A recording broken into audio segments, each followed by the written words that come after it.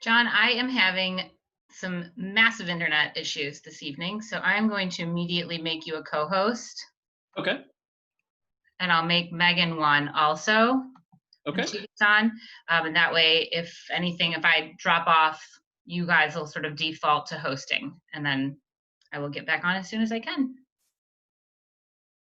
And I'm recording now, I believe, Sarah, too, right? Yes. Yes, I allowed you to Thank you. record. Yeah, I just did it. Thank you. Dr. Bucky, I am James Maroney from Marblehead TV. I'm going to introduce myself to you. It's nice to meet you. Hopefully I can meet you in person someday. So I record all the meetings and edit them and all that stuff. So pleasure to meet you. If I say anything bad, please edit it out. No, welcome to Marblehead.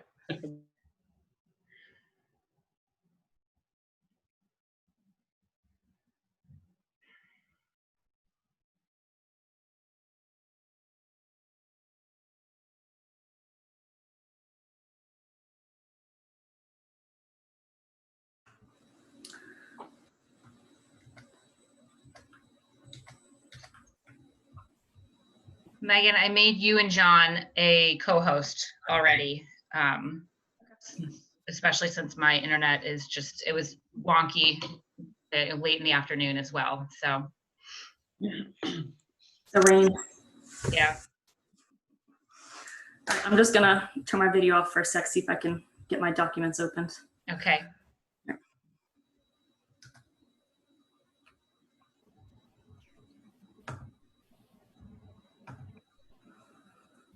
Emily, are you excited for your first meeting?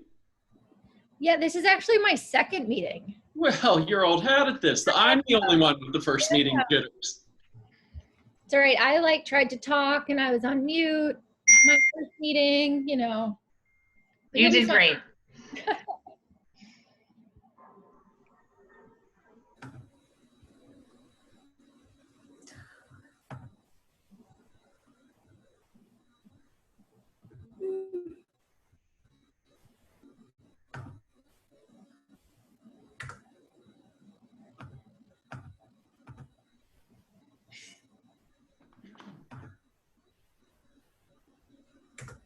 Somebody in the waiting room? You want me to admit them? Sure, if you see them before I do, you can. I don't know who a foul player might be, so. Well, it's an open meeting, so it sometimes is silly to me that we do a waiting room because I can't really not allow someone in. So I guess I just kick them out immediately if something bad happens. We had a new superintendent's induction meeting today, and they subdivided us into breakout rooms that were timed, and then you went back to the general meeting. I didn't realize Zoom had all that capacity. It does. I do not have that kind of Zoom knowledge. David Harris wants to join. No way.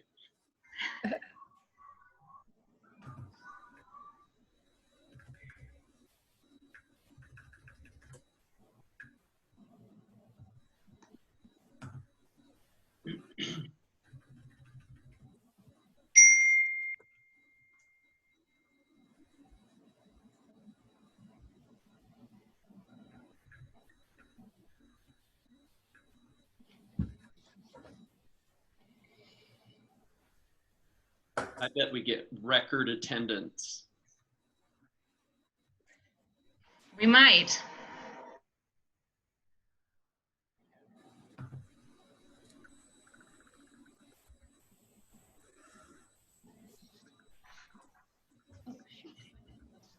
Welcome, John.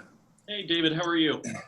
Great, thanks. There was a time in history when it was the best show in town, but we like to not have that claim anymore. So we'll see how it goes. Well, I may tee it up tonight. We may go back. Didn't We're only going forward. Yes. Didn't we had over 100, what, a month and a half ago for one meeting? Yes. I Yes. remember.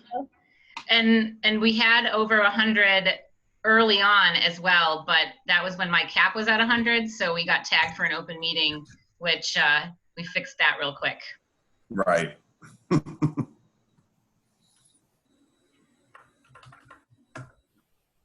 So now I think we can have up to 300. We haven't come anywhere close to that.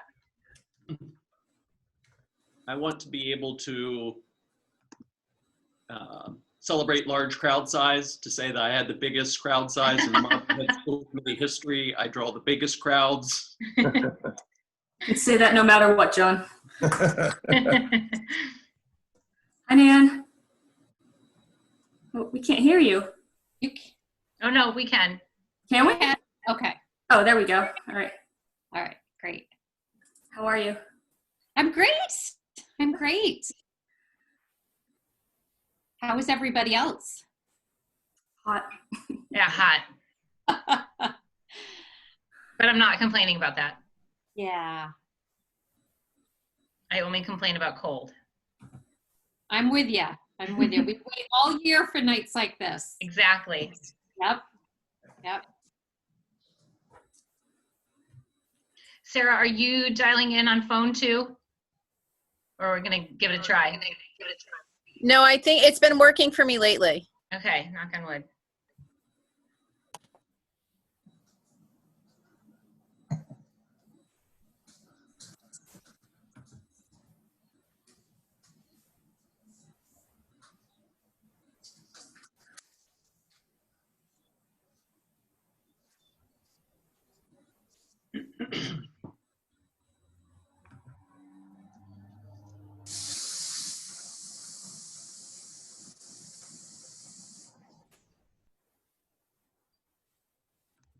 What I found is very helpful is for people that aren't involved with the meeting, if they keep their video off, it decreases the, I don't know if it's bandwidth or what being used, but it seems to run more smoothly.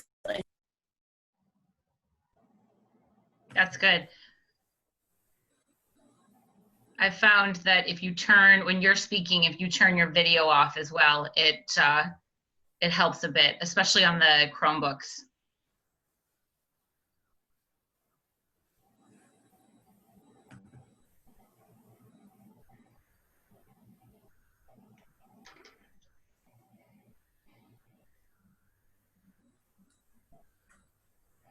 Lisa just texted me, and she's actually Lisa Atkinson on this tonight, so that everyone knows she is here.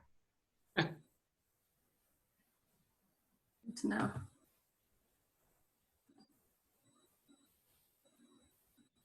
I still got some people filtering in, so I'll give it a few minutes more before we officially open the meeting. What I want to know is, when is Bono going to perform for the school committee? When can we get him to have a little cameo appearance? I think we should do it. My husband is great at karaoke.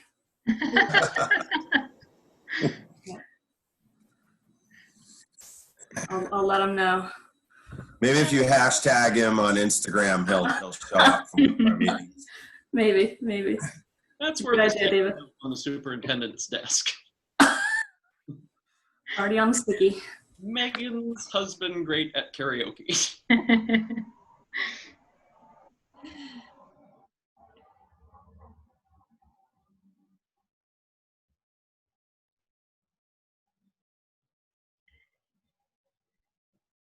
If anybody wants to do public comment or plans to do public comment, if you want to just type your name and address into the chat function, and then I'll know to call on you when the time comes.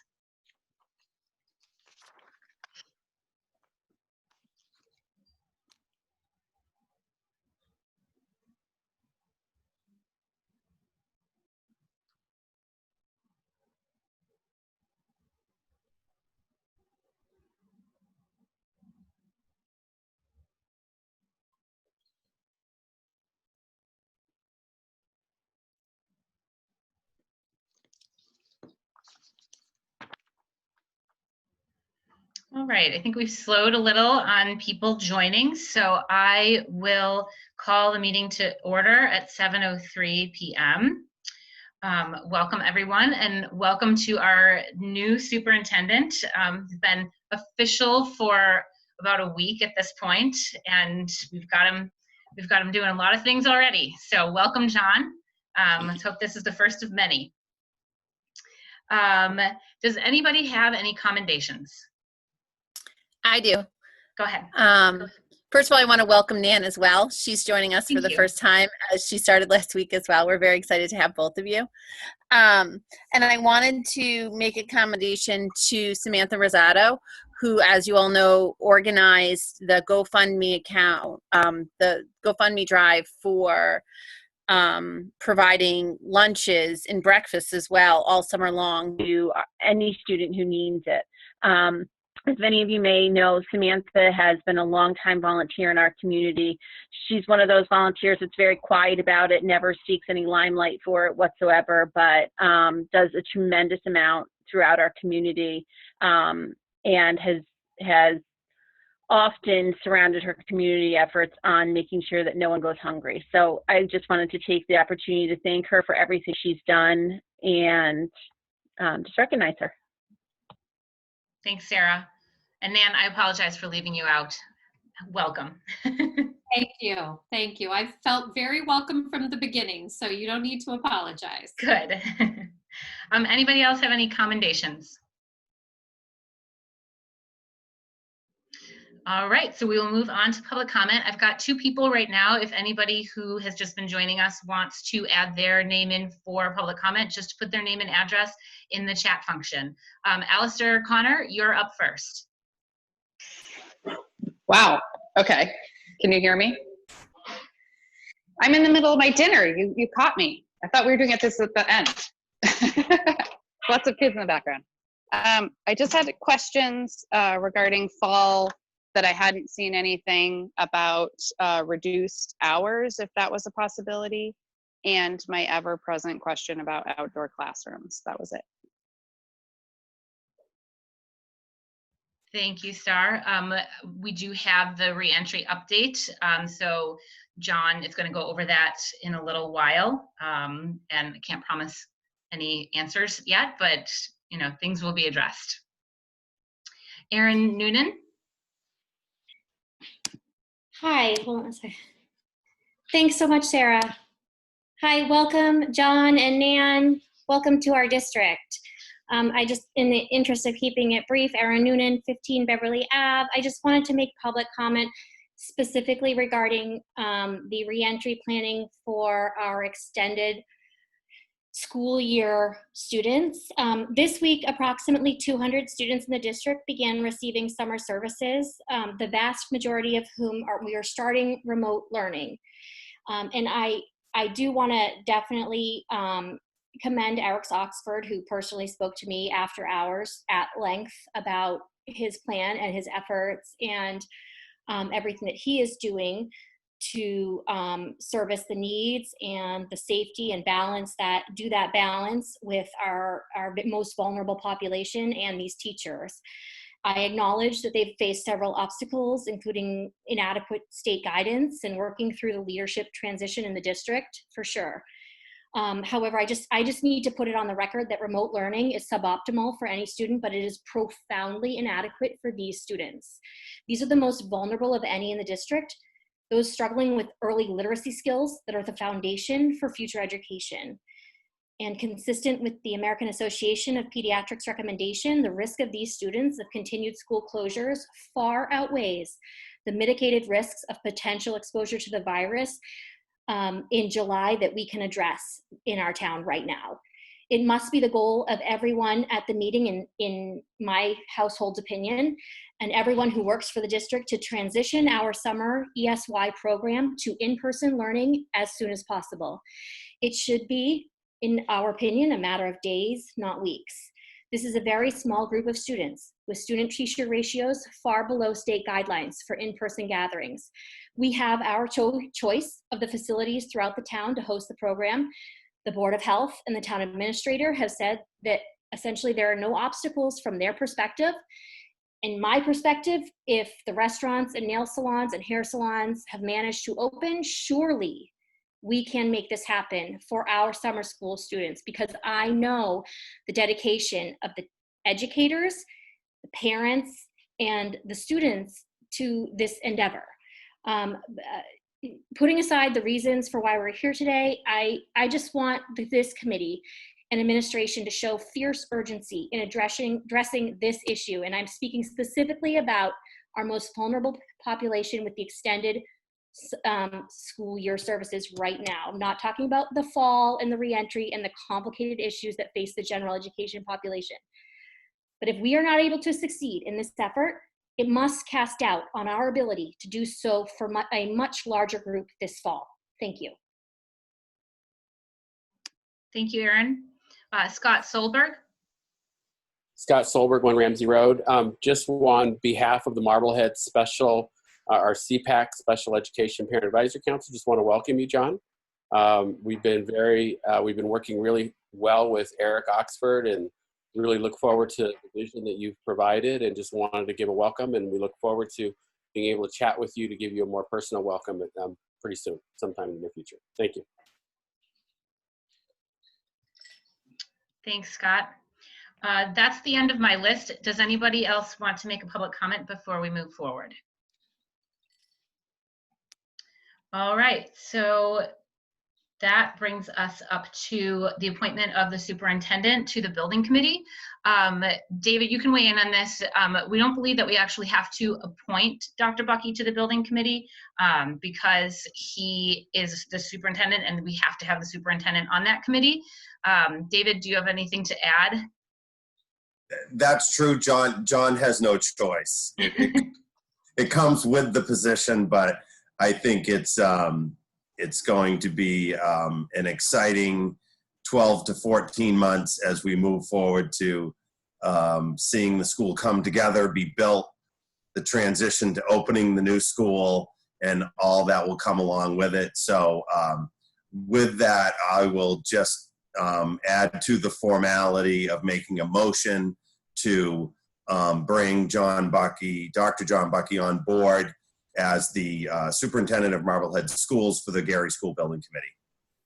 So do I have to second that? Is that how this works? Second, sure. Second. All right, we have a motion and it's seconded. Any discussion around that?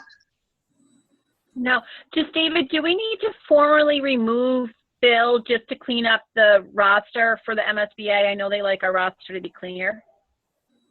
Yeah, David Sandin submitted that to the MSBA. You're right. Anytime there's a change. And so we were, by statute, the superintendent is on the committee. So we were just sort of doing this as a formality. I don't think we need to take a motion to remove Bill, but to your point, we'll let the MSBA know John is now on board for sure. Okay, perfect. Yeah. And if we end up needing to remove Bill formally, we can just do that at our next meeting as well. So, yeah. All right. Anything else? Okay, I will roll call. Sarah Gold, yes. Emily Barron, Yes. Megan Taylor, Yes. David Harris, Yes. and Sarah Fox. Yes. All right, John, you're officially on. Welcome aboard. Added to the list. So that moves us to our next appointment for the district's representative for the North Shore Education Consortium Board. This is, to my understanding, how I've always known it, is that it's a group of superintendents from North Shore districts that meet together for support and guidance. I know they worked closely at the beginning of the quarantine and the school closures. So it's important that John be named as our representative for that. So can I have a motion to appoint Dr. John Bucky as the district's representative to the North Shore Education Consortium Board? So moved. Megan moved. Sarah second. Any discussion or questions on that? Okay, so I will move to a vote. Sarah Gold, yes. Emily Barron? Yes. Megan Taylor? Yes. Yes. Okay, Sarah Fox, that's a yes. And then David Harris? Yes. Sarah, I didn't get any of that, sorry.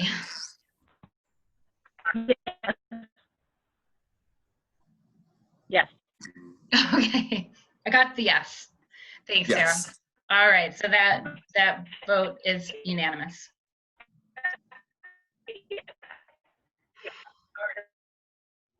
Gotta love Zoom. All right, John, that moves us on to the superintendent report. And first up is the reentry planning update. So I will let you take over. So through the chair and with your permission, I'd like to editorialize a little bit before I jump into my first two agenda items. Okay. First, I just want to thank Erin for her thoughtful comments on the extended year services, and I appreciate her acknowledgement of Eric Oxford and the work that he has done.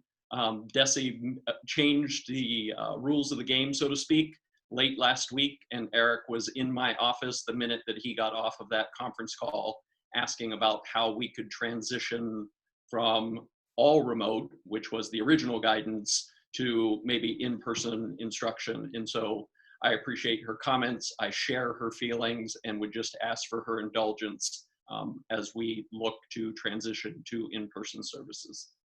And thank you to Scott for his warm welcome. First, let me begin by saying how honored I am and excited to be here as the superintendent of schools in Marblehead. If the first 5 days are any harbinger of things to come, let me say with all humility, we have both chosen wisely.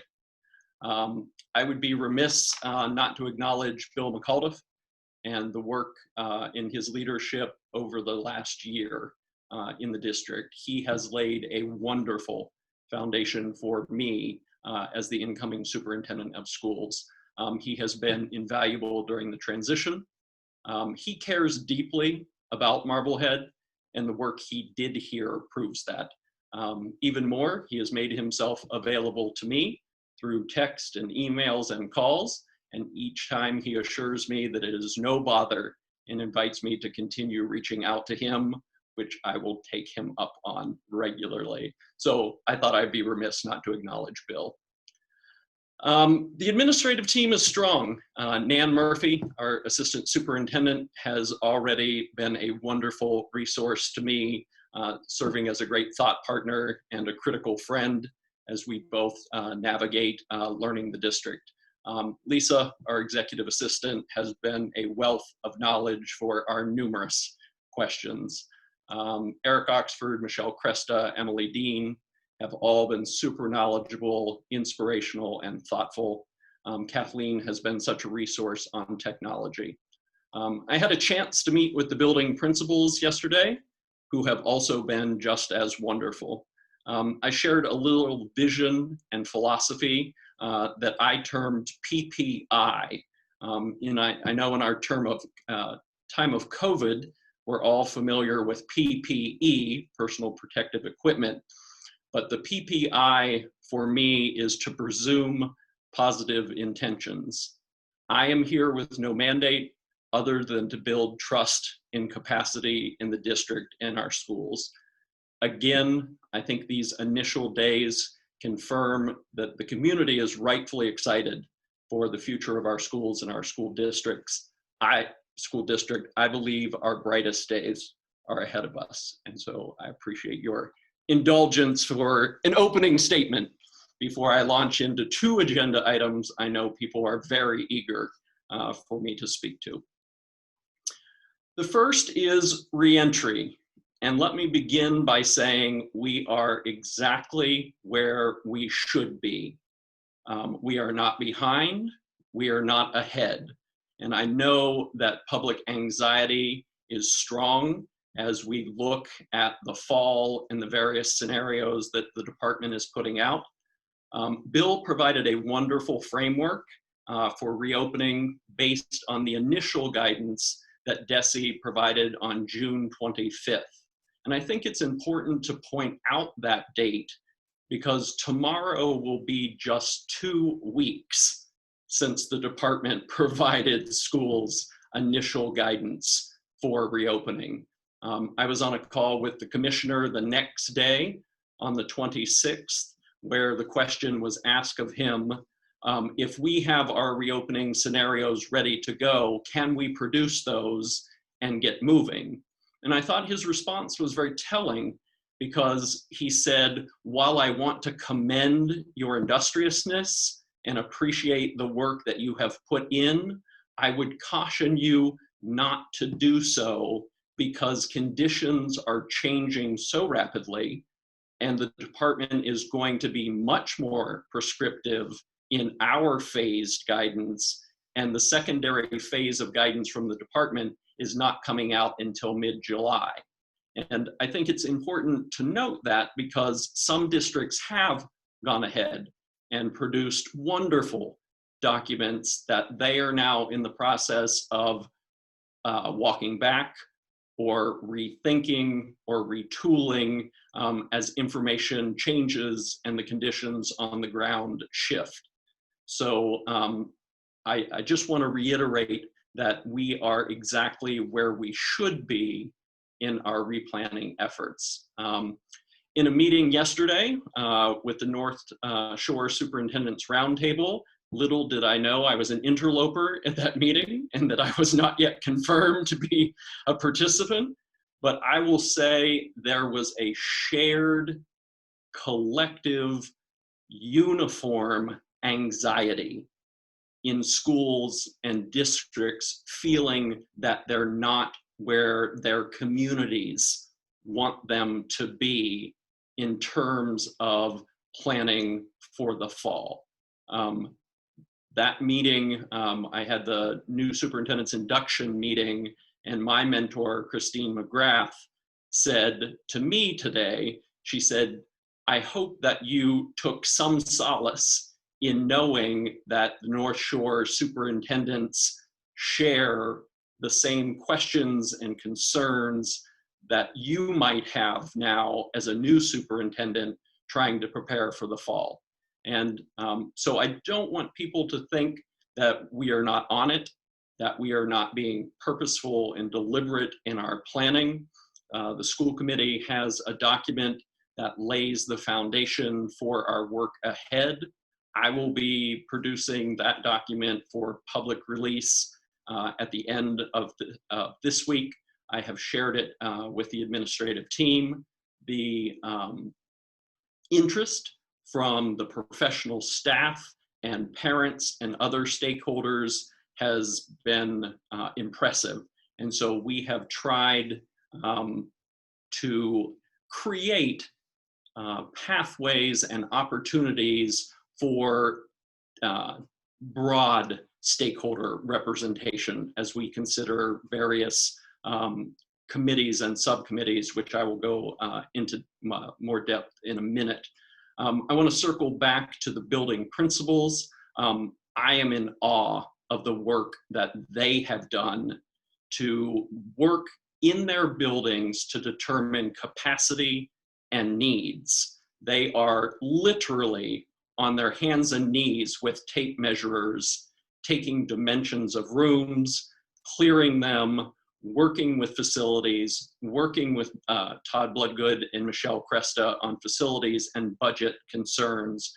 So the behind the scenes planning that's going into the department's initial guidance should not be misinterpreted as nothing is happening and we are not purposeful in our planning efforts. I met with Jason Silva today to talk about some collaborative efforts that came up in the North Shore meeting where everybody's going to need PPE. Would it make sense for us to do a consortium buying approach rather than Marblehead buying 500 boxes of gloves and Beverly buying 500 boxes of gloves and Gloucester? Is there a way to consolidate our planning and resource efforts? And there's been no move in that direction, but I do know that the collaborative or the North Shore Superintendent's Roundtable would like to get school committees together, perhaps a representative from each school committee, so that you hear that the shared concerns across the North Shore, that it's not a Marblehead issue or a Swampscott issue or Beverly issue. So I feel very good about the work that's going in to reentry. Included in your packet is the framework we'll be using to begin meeting and the structure that we will take. As I said, we'll post this information on the website. We'll have a dedicated place on the district website for Reentry. We will also be launching an email address that is for Reentry questions themselves. So if somebody's at home and thinks of something, they can send to a dedicated email address a Reentry question, and then that can be funneled to the appropriate committee, subcommittee, task force, or work group, which I'll go into a little effort to explain. We will have the overarching school reopening committee. That will serve as kind of the vetting source for the work of the numerous subcommittees, 8 subcommittees to be precise. Those subcommittees will have further subdivisions in some cases that will be working groups or task forces to consider various things. And this all might sound a little nebulous right now, but as you get into the reentry planning process, the number of questions outweigh the number of answers at every turn.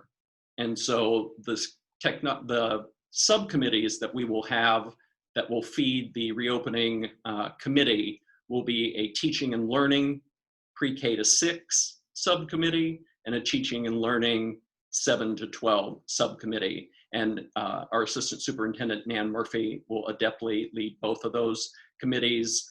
All of these committees will have teachers, professional staff, and parent representatives on them, with further opportunities. If somebody would like to get involved in the work, they can contact the facilitator.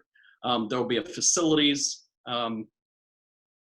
subcommittee, a technology subcommittee, health and safety, communication, transportation, food service, student activities, and athletics. Each of those will have a facilitator.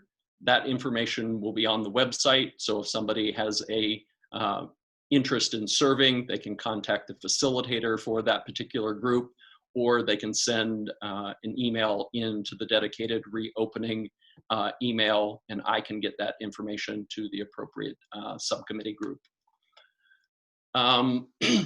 The department is asking us to consider 3 different scenarios: a in-person return to brick and mortar schools, a full remote learning return to school, or a hybrid model.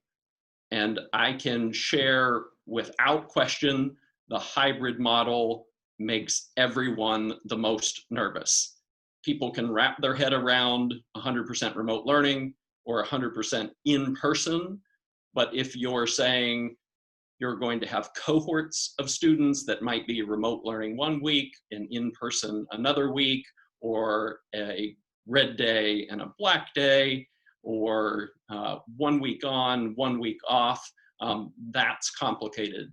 One thing that is providing me solace right now, and I'm not allowed to talk about it, and so I will, is the department is going to be much more involved in a remote learning support. They are talking now about several options that districts can join in terms of remote learning that I think will take away from what I saw as the liability in remote learning, in that we took people that were brick and mortar teachers who knew how to give instruction in face-to-face time and develop curriculum, and asked them to do that all in a different platform. Remote learning is not new, but asking people who have never done it and don't know how to do it full time was what was new. And so I think if the department can be involved more proactively and giving districts guidance or options for that remote learning piece, they will be able to support what they are telling us will be an expectation that remote learning needs to be much more robust. It will not be a pass-fail remote learning. It will be a standards-based remote learning with the option probably of traditional grading and earning of credit. So I have talked a long time about remote learning and reopening. I'm happy to take questions that these comments might have generated from folks. Does anybody on the committee have any questions? Sarah, you've got your hand up. Yeah, I have a few questions. The first one that comes to mind is you mentioned, and I know that this is very preliminary, is it better without the video? Is the audio better? A little bit. How about I can't hear anything.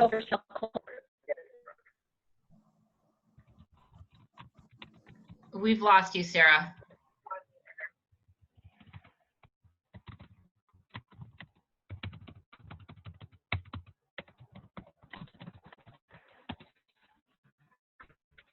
Okay, sounds good. Sarah's going to call in. Does anybody else have any questions that they want to ask?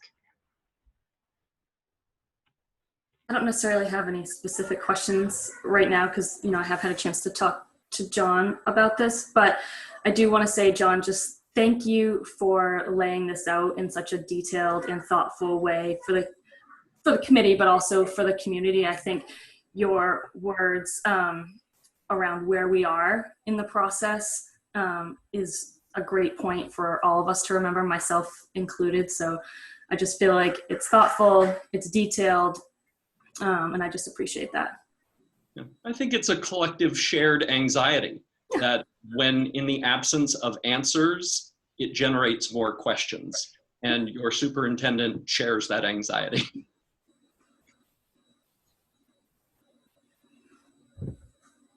Well, that is actually very reassuring. So, thank you. David, go ahead.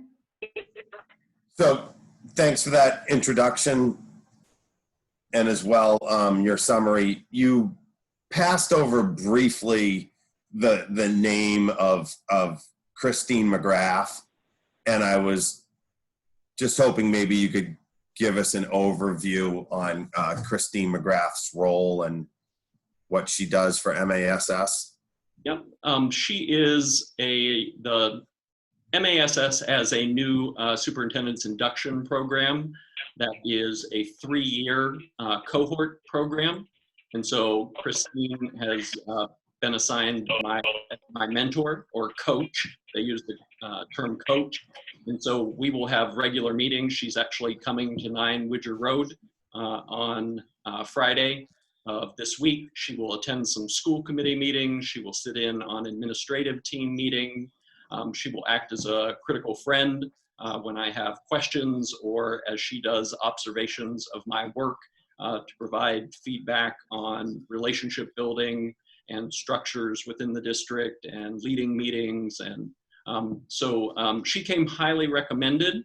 And I told her that she perhaps knew one of our school committee members, and she thought that that was a major conflict of interest, but she was willing to overlook it for her sheer admiration of the school committee in Marblehead.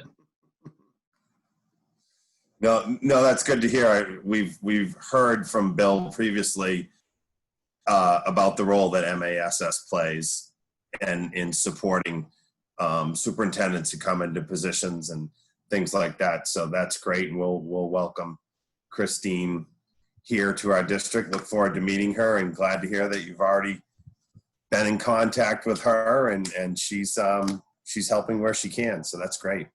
I will share that I reached out to Bill because he said, when you are assigned your mentor, please let me know. And he immediately responded, that's wonderful. She's excellent, and she will be a wonderful coach for you. Excellent. Great. Thanks for that. Very good. Emily, you've got your hand up. So I'm friends with Chris. I call her Chris. I know her as Chris Mcgrath. So I just want everyone to know that John is in excellent hands, and she is friends with Bill Calduff. So everyone should be extremely excited that she is here to help get everything up and going because she is an awesome person and is so experienced, and I feel really grateful that she's here. So we have the Bill and Emily seal of approval. Nice. Sarah, I think you are up and running, so go ahead. Okay, thank you. My first question, I know this may be preliminary, but you talked briefly about, and I don't know if it was now or when we spoke yesterday, there being some type of possible fee to buy into that statewide program for remote learning. Do you have a sense of a ballpark idea what that will be? Will it be based on number of students enrolled? Is it a set fee per district? I always like to keep an eye on our budget as we go through, and if it's something minor, it's not a big deal, but if it's a major fee that's coming through, that we'll want to keep that in mind. Well, I can't provide any specifics. I do think that we have the budget to support the department's remote learning options, and I think they're going to provide, at least as the leaks are coming out, tiered levels of buy-in for districts depending on their need and capacity. But I'll say funding through the CARES Act, funding through competitive state grants, and additional money through CARES on the per pupil, saying that our Chapter 70 will be level funded with $225 additional per student. I do not think at this time there are any budgetary concerns if it's a remote learning platform that we have to buy in that the state is offering. Perfect, thank you. My sense was that additional $680,000 that we were getting directly to the schools was probably going to cover it and be helpful, but I just wanted to confirm we are in line for that. Next, my question would be, what is the appetite between yourself and my fellow committee members for hosting a public forum as far as reopening goes, just to kind of hear from our staff as well as our parents what really worked, what we'd love to use maybe in a train-a-trainer model, what was positive, and maybe what could take some tweaking before we develop an entire plan, getting a little more detailed feedback beyond the survey.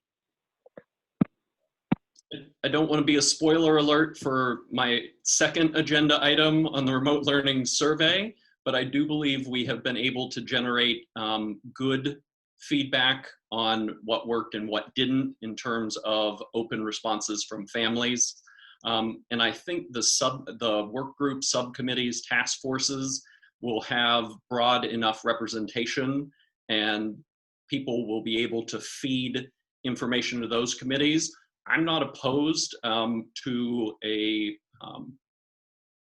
forum or a workshop on reopening in the fall, but I might suggest that we wait until mid-August and the department has released final guidelines and we're looking at more factual-based decisions of what will likely be happening. I worry that at this time, it might create more anxiety than it does to calm anxiety. I think that's a valid point. I'm also not opposed to it, but I think it would probably be more valuable, you know, a little bit further into the process, so that we do have actual information to give and can, you know, we've got this feedback with the surveys, and I know, John, you've read through all of those open answers, which is amazing, and that, so we've got that feedback that we can take and start to work with, and work with our teachers and our administrators, and then kind of present some stuff, have a more realistic view on where, you know, what the opening of school is actually going to look like, and sort of, you know, because I think if you had asked any of us 3 weeks ago, we would have said that that hybrid model was probably where things were going to be, and now it seems like that's possibly the last place that things are going to be. So, you know, I think this is such a developing story that if we can, that I think we need to sort of watch our timing as far as when a forum would be most helpful, and to us, to the school staff and administration, as well as to the community. I can see your point. I was more thinking less presenting to them and more hearing from them. But, you know, that was just one idea. So my other, we talked about the makeup. I think a memo came out about the makeup of that committee. I had never heard back, Sarah. I had sent you an email about 2 weeks ago asking to be part of the committee. Tomorrow, I don't know if anybody else signed up. I'm sitting in, attending the webinar at UC Davis on unique hurdles for K through 12 schools, given the COVID situation and possible solutions. So I think a lot of good information will come out of that. And I'd love to, you know, pass it on in any format that's possible. Yeah, and I know that John is working on putting people in who have requested to be in on those committees and kind of finding the space, you know, sort of plugging them in different places. I think that there's also, you know, I don't want to steal your thunder, John, but I think there's going to be a second request for any other people who are interested in being on those committees. So yeah, I think it's, you know, it's a work in progress and should be wrapped up relatively soon. So I'm sorry I didn't respond. I just didn't have much information to respond with. So I will say I don't want to disappoint people, but I have the feeling that this will be my first foray into disappointing people that may have expressed interest and gotten missed in the transition, because I know some people sent emails to Bill and he was very good about printing them out and leaving them for me. And then I sent an email out last week, kind of welcome to the district if you're interested, and naive me didn't realize how interested people will be. And so a tidal wave of emails have come in. And so I will want to put out a second, if you were missed, please accept my apology and re-express your interest, because I don't want anyone that wants to be part of this work to feel like they're being excluded. It's great that there's so much public interest. John, that's one never lacking in March. Yeah, no, it's not. John, just so that, do you have an idea of when you'll be getting back to people about that interest, so that if, say, you know, by Friday at noon they haven't heard from you, they'll know to sort of reach back out? Yes, Lisa and I are currently working on the website section, because the website isn't always the most user-friendly in finding information, and I want to create a very clear reopening of schools section so that people can click on that.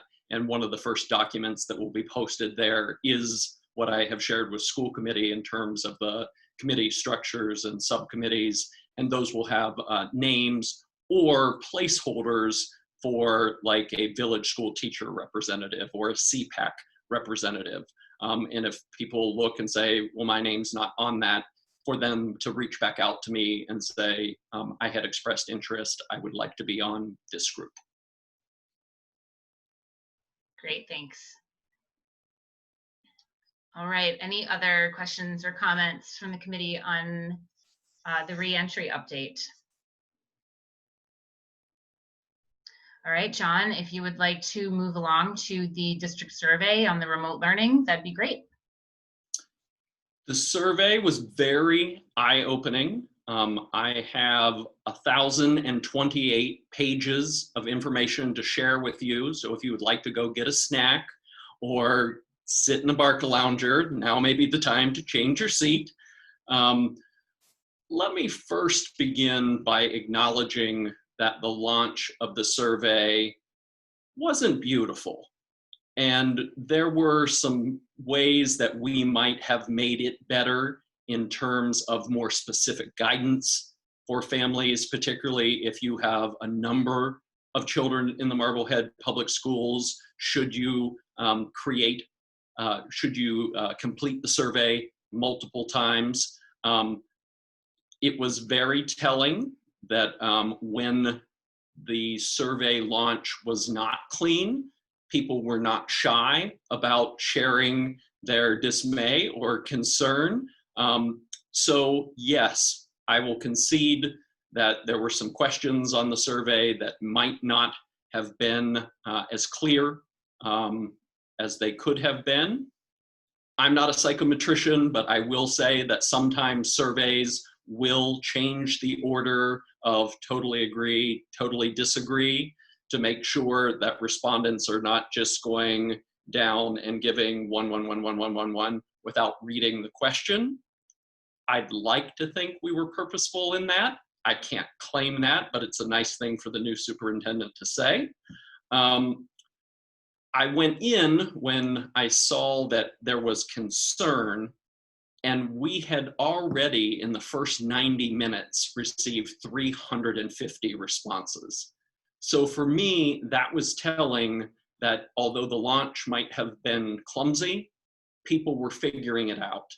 And so within 24 hours, we had 800 responses. And when I typed the memo for school committee with some preliminary, and I call it preliminary because we continue to accept responses, we have 1,028 that your memo is based on. We had over 100 responses from each grade level. Pre-K and K were the only exceptions. And for me, that makes probably good sense that pre-K and K would not have had over 100 parents responding to a survey. Just as in terms of a data point, 4th grade was the winningest grade in terms of feedback with 159 responses, followed closely by the 10th grade at 157 and the 8th grade at 155. 88% of the respondents said that there was an adult also working remotely from home. And I think that's very telling about the district, that 88% of families had a family member that was doing remote work, working remotely from home.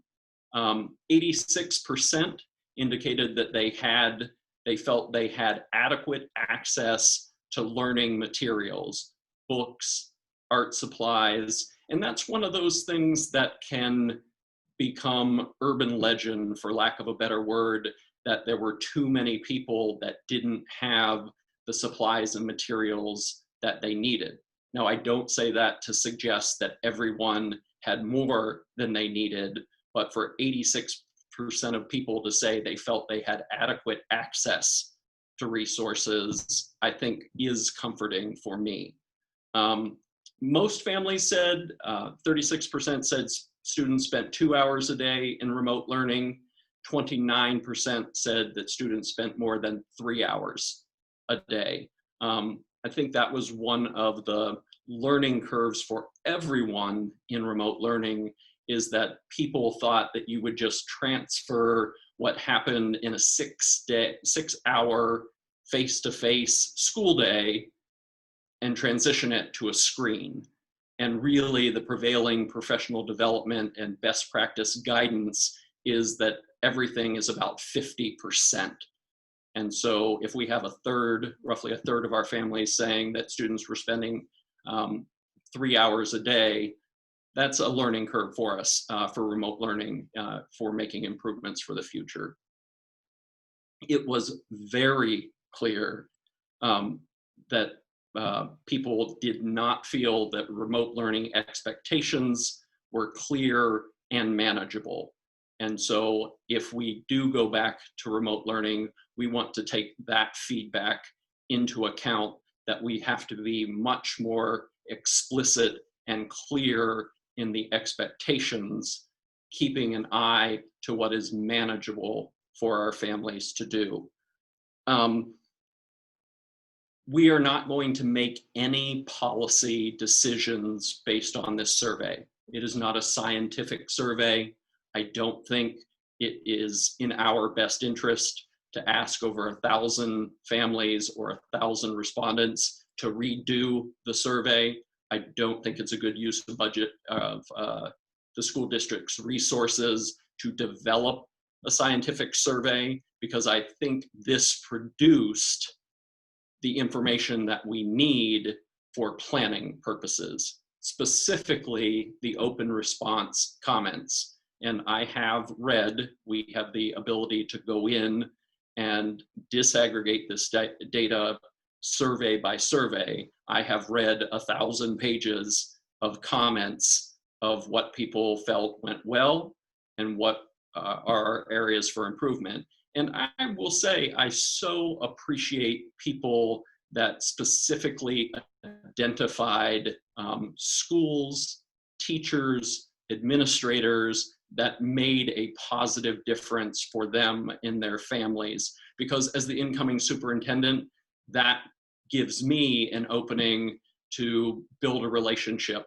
with those staff members. So thank you for your positive comments. I'm happy to take questions about the survey, but just know that it is the first of what I anticipate to be several surveys to come, surveys of staff about their remote learning experiences, surveys to families about if there are 3 options in the fall, what at this time would you likely choose? Are you ready to go back to full-time face-to-face learning?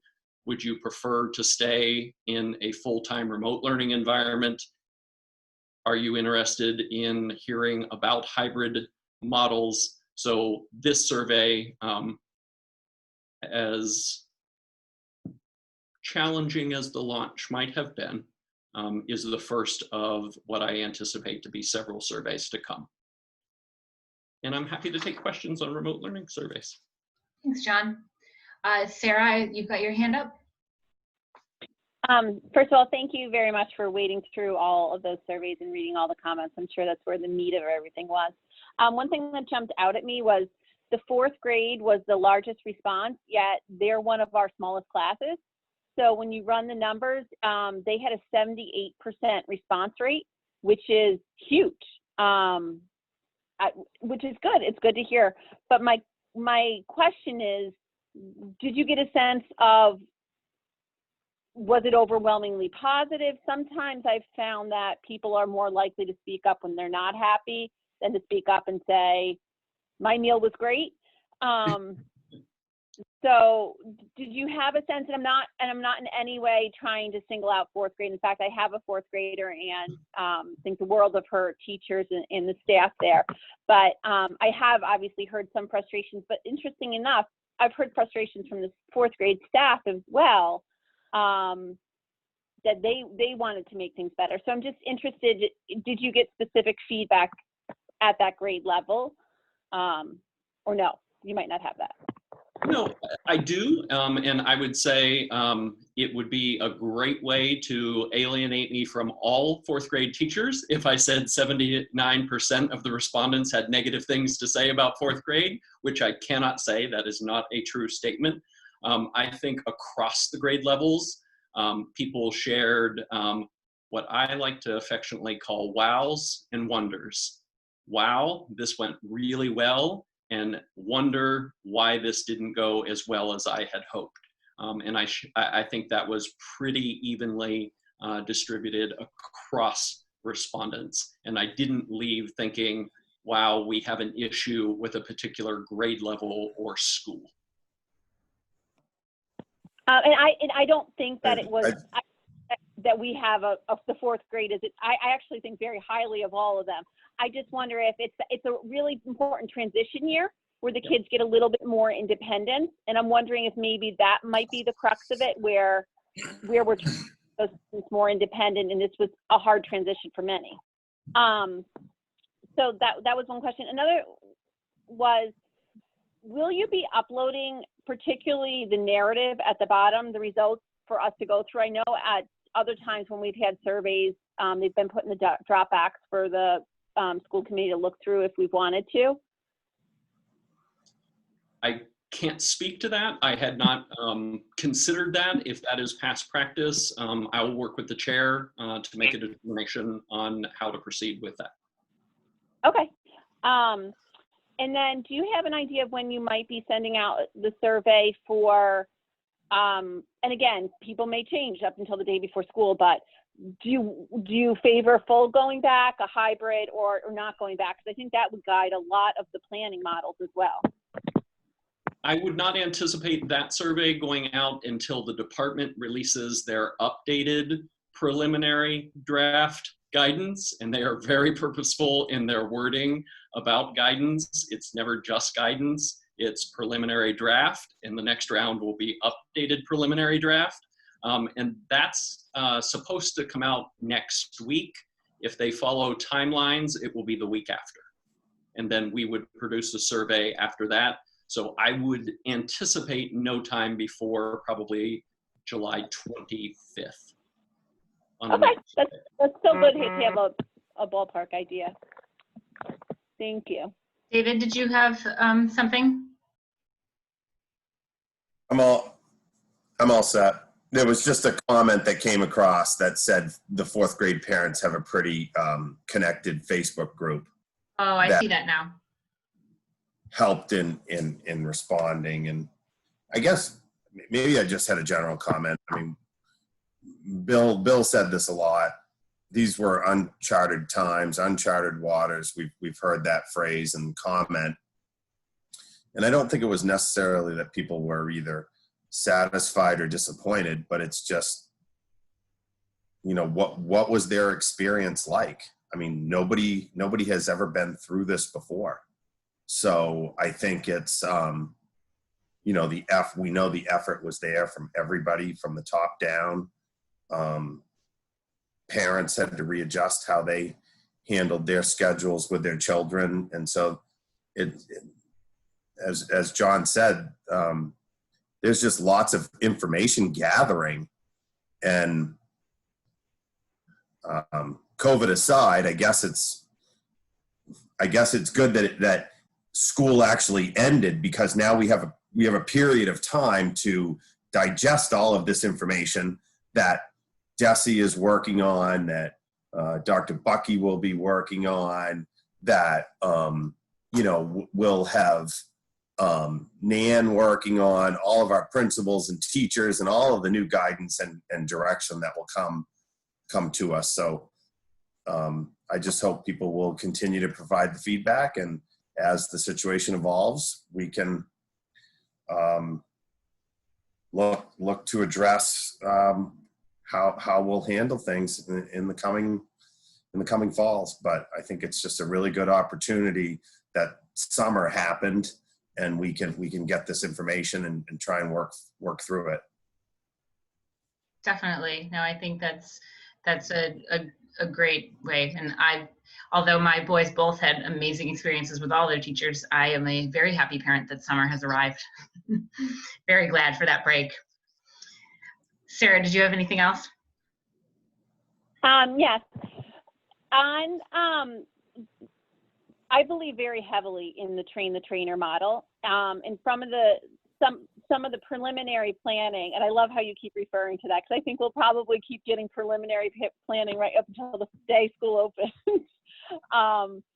But one of the things we had heard was the idea of possibly reducing from 180 days to 177 and giving those additional 3 days for some training at the beginning of the school year. And I'm wondering if any of the information that came through was helpful in identifying people that you might want to utilize for the train the trainer model.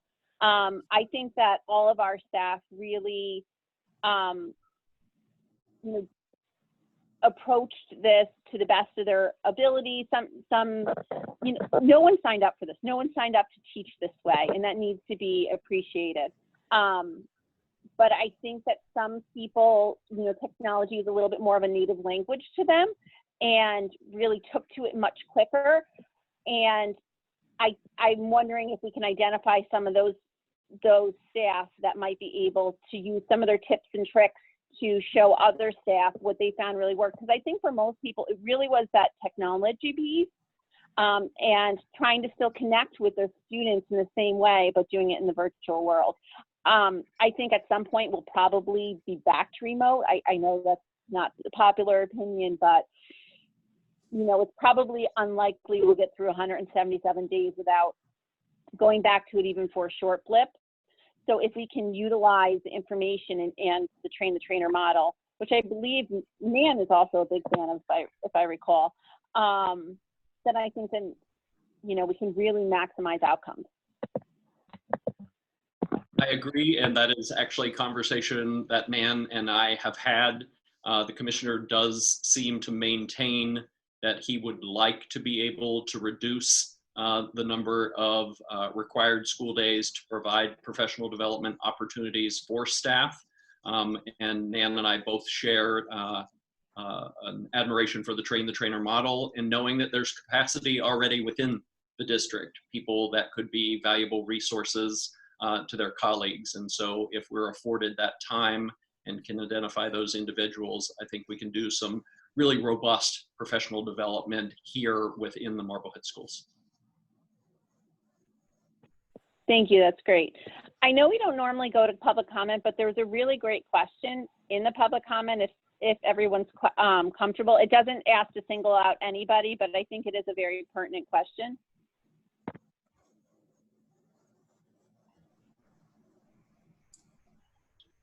The one by Julian.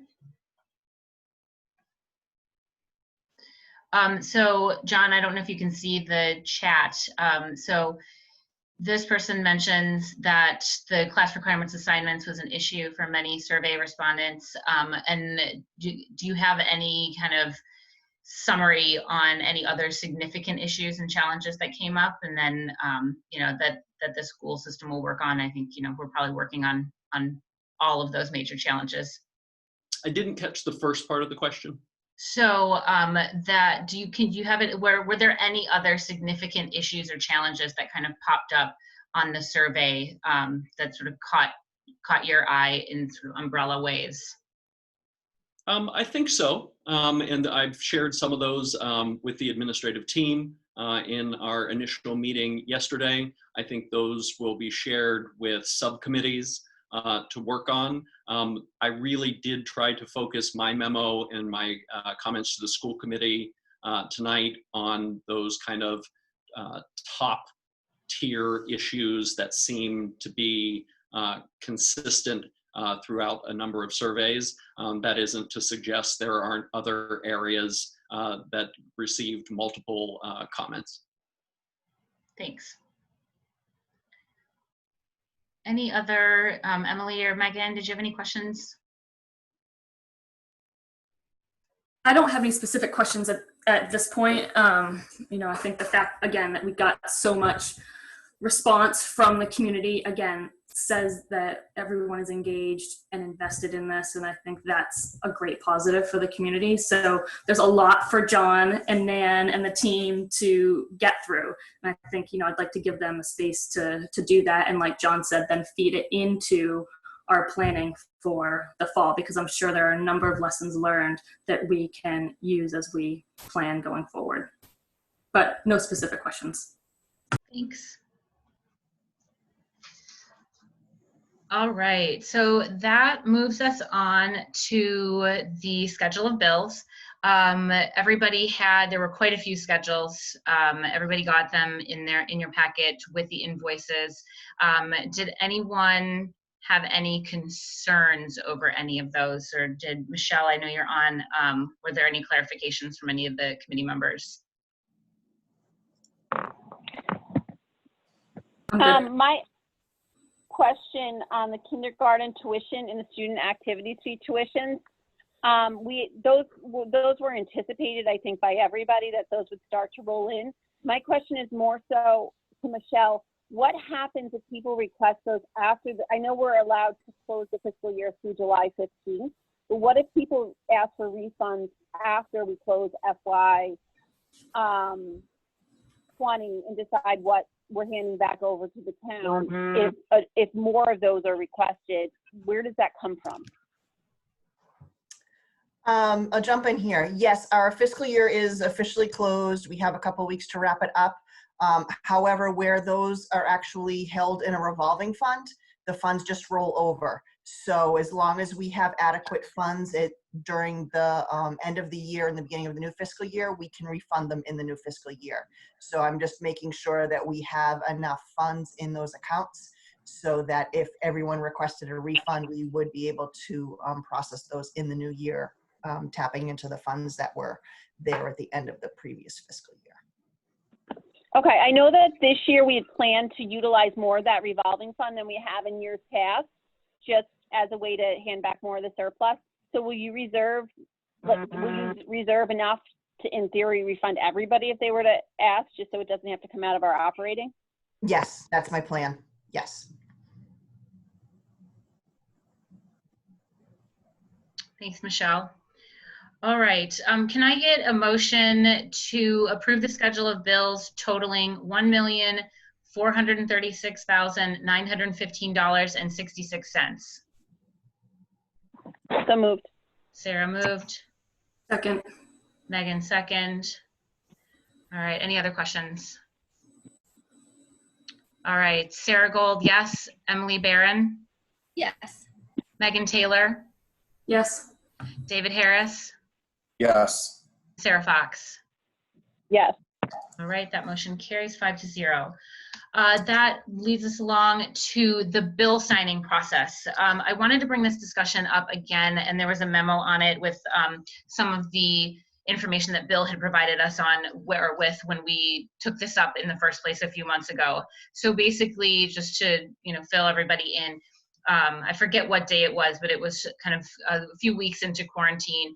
We had a discussion and voted to, I believe we voted to allow myself as the first designee, and then Sarah Fox as the second designee, to sign the schedule of bills, to go over the invoices and sign the schedule of bills as a single signature instead of what we had been doing, which was 3 signatures, that which had been instituted in the previous FY19 as sort of further oversight. So I wanted to bring this up again because I believe that we had set a date on it. I can't remember what it was, if it was the end of the fiscal year or if it was the end of the school year, but regardless, we're there, and I wanted to sort of formally bring up another vote to consider continuing this practice. It was because of the quarantine and people being remote, it got really difficult to have all 3 signatures. And so I and John agrees, would love it if we could continue along with this single person signing. I think the suggested motions continues it with myself as the kind of the primary and Sarah as the backup. But if we want to have a discussion on that, I chose it to be a date of June 30th, 2021, because that allows for us to not have to keep this on our periphery at all this year, and that, if we wanted to change it, we could bring it back at any point, but that we don't have to remember, say if we chose December 31st of 2020, we don't have to remember to bring it back up in January, but I'm open on that as well. Megan, I know you had your hand up. So the reason why we instituted having 3, and correct me if I'm wrong, but having 3 people physically sign the bills was, you're right, to put more oversight in. And at the time, the only people who actually saw the invoices were the ones who went in to physically sign those schedules. So I think it made sense at that point to put in that additional oversight. However, now that we had to go into a more remote and virtual environment, Michelle is actually able to upload and scan in all those invoices for us. So we can, all 5 of us, get all the invoices that have come through in addition to the schedule of bills. So from my standpoint, that was the big issue for me, making sure that we could still all see the invoices, the dates, where they come from, where they're being charged in addition to the schedule. So that said, I think the process that's in place works well. It gives us the oversight, but it does make us more efficient in terms of scheduling and getting those signatures. My question really is, what this recommendation is just to get us through the, this school year, and it names specific people. So my question is, does it make sense to just change that policy? And instead of putting in specific names, put in specific roles, because as we know, the committees will change over time. So you're suggesting that instead of placing me and Sarah, that we place the designee as the chair and then the secretary as the backup for signatures moving forward. So taking a date out on it completely. Right, because I think John sent the policy through as well. Yes. So I don't know if, I'm just reading it quickly. Yes, and Yeah, so list of bills, but I don't know if that means we actually have to change the policy. But I think we should just kind of take the names out of it so that every year we don't have to remember to go through and vote this again. Okay. Since we're sort of playing with the motion a little bit, why don't we continue discussion before I actually ask for a motion? Okay. I want to make sure, so far, not that I didn't read any the motion or any language that required the bills to be uploaded and sent to all members. It talks about the schedules, which were always available to people in the past, but the bills were not. I, for one, am not okay with it as it reads, that it's only the schedules. I think that takes away all transparency and accountability. I think that if we're going to change it, I want the language to read that the actual bills will be uploaded, not just like the actual invoices, not just the schedule of bills. Because like Megan said, that's the important piece, to see the dates and everything on those. So that would be a sticking point for me. Good. So you're saying I closed out the actual policy that was sent along to us. So are you saying I have it open. so it's the actual policy that says the schedules are provided and not the motion? The motion, No. I thought. So I'm a little bit uncertain, but can you hear me? Mm-hmm. I have the payment procedures open, so it just says the list will be certified as correct and approved for payment by the school committee and then forwarded to the town auditor for processing. Actual invoices, statements, and vouchers will be available for inspection by the school committee.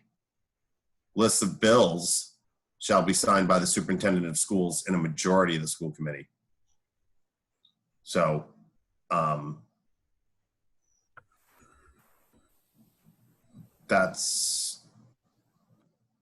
payment will be authorized against invoices properly supported and approved purchase orders and submitted in accordance with schedules approved by the school committee. So that's sort of where the payment procedure, it says, they're available for inspection. Well, I mean, technically they're available for John Smith, on Brown Street or whatever. Anybody that comes and shows up and says, I want to see invoices, has to be shown them. But I don't want to have, if the whole point is that we don't all want to go into the office because of COVID to sign them, I want to make sure that they're being emailed or put in our Dropbox, all the invoices. Yeah, I agree. And so Michelle, is it a huge pain that if we sort of made this motion so that it is just moving forward and there's no end date to it, is it a huge pain for those scanned invoices to go into our Dropbox? Do you usually scan them, or are you doing that for the COVID piece? I was doing it just for the COVID piece, but honestly, it's not that much additional work. I've got the business office staff all trained basically now, not to make them sound like trained animals, but they're trained to not put paper clips in certain things, not put staples in them, so they can easily be scanned. And we've got a really good process going. So there is no issue whatsoever to continue scanning them and uploading them. Okay. Works for me. So I'm just looking over. One additional thing, actually, if you're looking to change the actual policy, it does say the superintendent would sign. Currently, the superintendent is not signing. The procurement officer was signing. So when I came on board, Bill actually turned the schedules for approval over to me as the procurement officer. But the policy does state that the superintendent would sign. So we might have to take this a little bit further and tweak it if that's what we're going to do, or change our process. So Michelle, how does it work in other districts? Good question. Yeah, I have actually never seen the superintendent sign them, to be honest. It's usually a school committee. School Yeah, committee and and finance director. Here, It's I usually a think school that's, committee. It doesn't necessarily, procurement officer is not legally required to sign by Mass General Law, but I believe that's just a Marblehead policy or procedure that's been followed.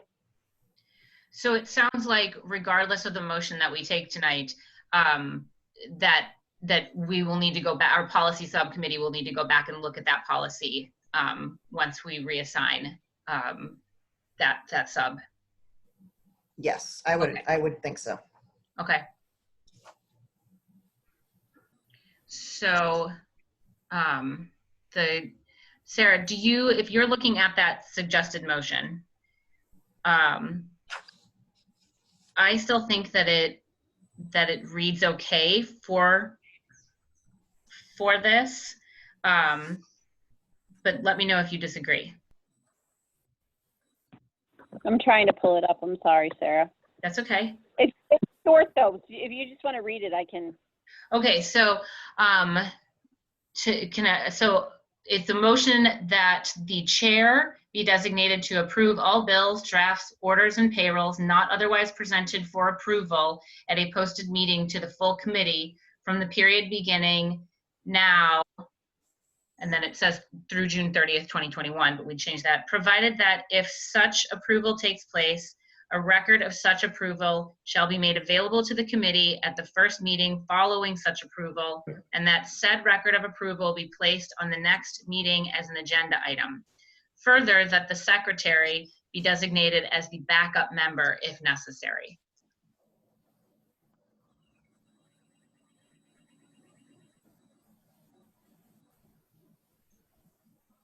Okay, that's fine. I mean, do we want to just say that any other member? I just don't want there to be, a week we can't pay bills because you and I aren't there. Before it used to be any three.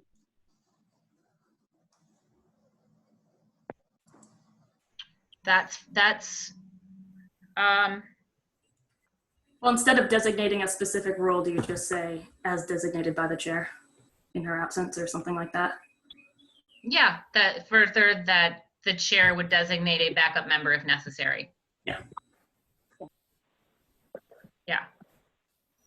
And we know that in some catastrophic piece that the vice chair takes Right. over anyways, so I don't think that's a concern. Okay, so I will officially ask for a motion that the chair be designated to approve all bills, drafts, orders, and payrolls not otherwise presented for approval at a posted meeting to the full committee from the period beginning now and going forward, provided that if such approval takes place, a record of such approval shall be made available to the committee at the first meeting following such approval, and that said record of approval be placed on the next meeting as an agenda item. Further, that the chair would designate a backup member if necessary. So moved. Okay, so Megan moved, Second. Emily second. Any further discussion on that one? All right, Sarah Gold, yes. Emily Barron, Yes. Megan Taylor, Yes. David Harris, Yes. and Sarah Fox. Yes.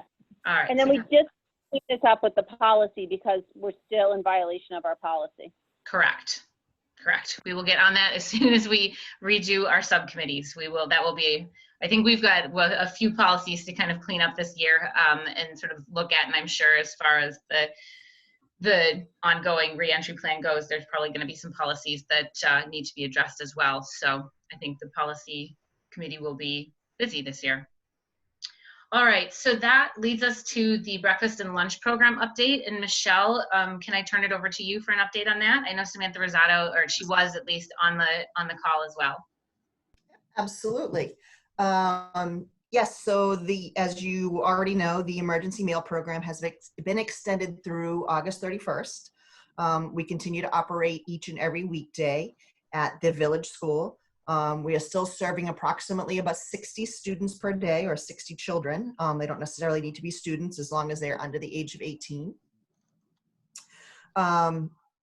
So a couple weeks ago, we were in discussion whether or not to continue this program, and it was projected that we would have costs that would not be covered by the government reimbursement program of approximately $2,700. Samantha Rosado jumped up and offered to set up a fundraiser for this, and I cannot thank Samantha enough. She was fabulous in orchestrating this whole program. Within a number of days, she had a GoFundMe fundraiser set up, and within just a few days, she had raised the total of $2,138.40 through the GoFundMe. In addition, she also collected a few donations through Venmo, and we also had a couple checks come in. So that, in addition to the word was spread, and many families also decided to donate their funds that were on their child's school lunch account in our system already, our My School Bucks system. So between all of those combined organizations or fundraising efforts, we collected a total of $3,005.15.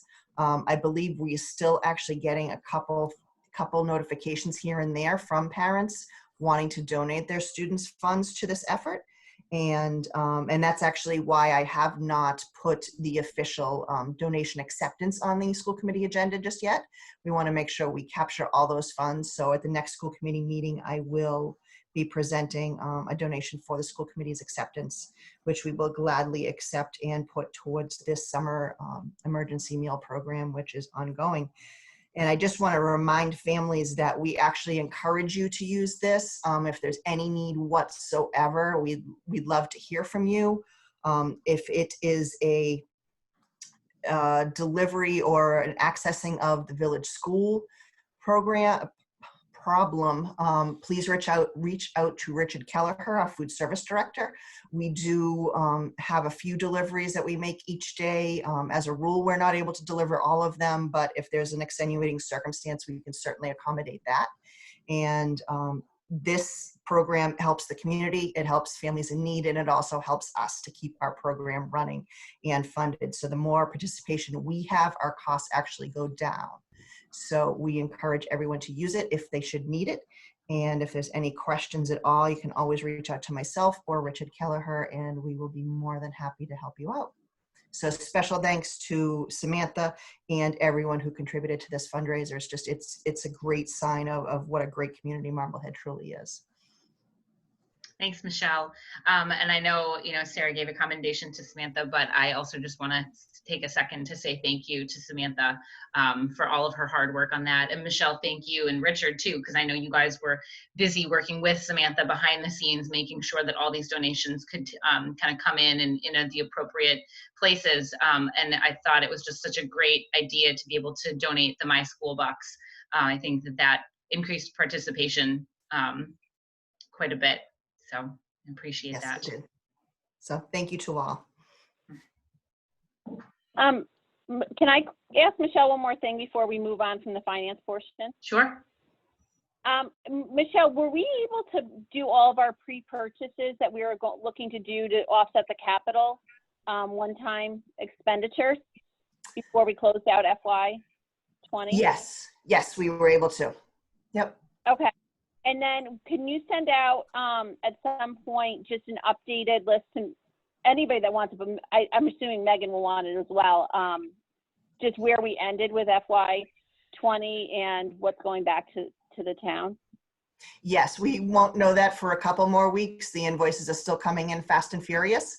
And we're tracking down a lot of invoices that have not yet been received, but we do know are out there. So we won't have final figures probably till the end of the month, but yes, we will be doing that. Okay. All right. Thank you as always, Michelle. You're welcome. Thanks, Michelle. All right, I think that then moves us along. We need to discuss our further retreats and summer meeting dates and pick some of those. So I think at this point, John and I and Megan have been talking about the idea of being able to possibly meet in person for more of a traditional summer workshop type format. So one of the ideas that we had kind of tossed about and wanted to present to you guys was the possibility that we might be able to meet at the Glover School outside underneath their large sort of the awning from, I believe it's the library that's above right there at the front doors. That would provide cover from weather. It would provide plenty of space for the committee and any administrators that might need to come. And then it would have the ability for public, you know, should anyone show up to something like that. So that would allow us then hopefully to probably not string together a full day as we kind of have been in the past, but it would allow us to meet for a little bit longer time than maybe we would otherwise be able to do over Zoom. And Megan's been working with Dorothy Presser on getting her to come in as well to do some of the great tutorial / workshop pieces that she's provided in the past on some of the things that we need to focus on this coming year. So that's one. And then my guess would be that we'd need at least one other after that, would then, you know, kind of taking it sort of in consideration that possibly more towards the beginning of school we'd have something too. Thoughts, anybody?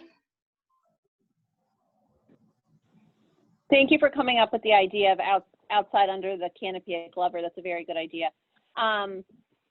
Megan, is Dorothy saying that they're still doing in-person seminars as they have in the past, or would this be the first for them?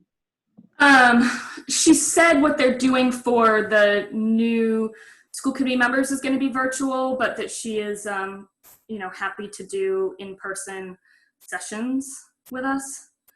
So I think it's case by case depending on each district, but she's happy to do them. Okay, and then would you be up for sending out a list of what the current seminars they're doing are, and just get some feedback from everybody on what people might be interested in, see if there's a consensus on what we might be interested in for our session this year?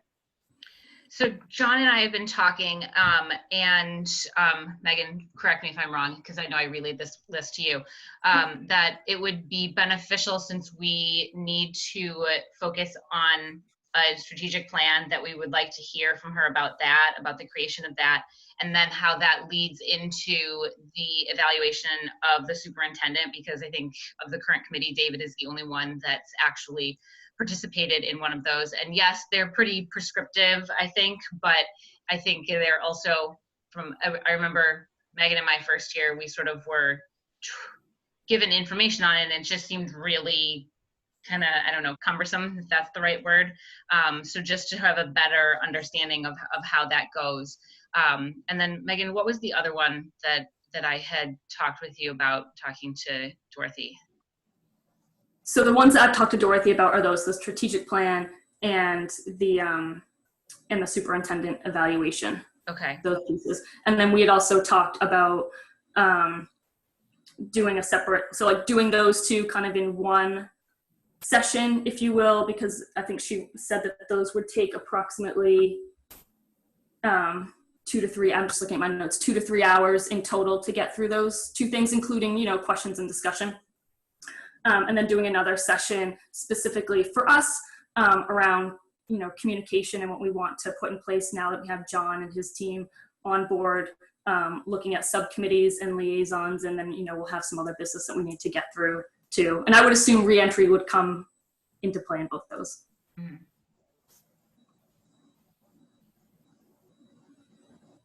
So Sarah, if and anybody, David or Emily too, if you have any thoughts or suggestions on any other pieces that you'd like to see covered, feel free to email myself and John, and we can, you know, work to either have Dorothy address it or simply just get it onto the agenda for discussion. Okay, I didn't know if they offered anything formally on team building, where we have an entirely new team. If that would be beneficial. No, that's a good idea. I can ask her. Absolutely. All right, so dates.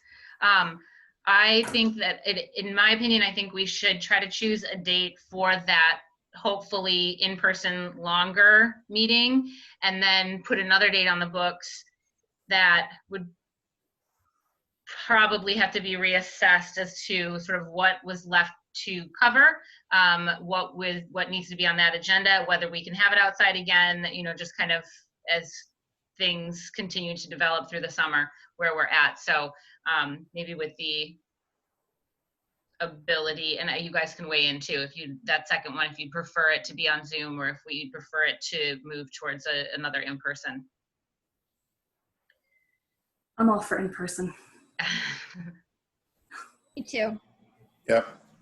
All right, so looking towards 2 in-person. How's that for team building? There we go.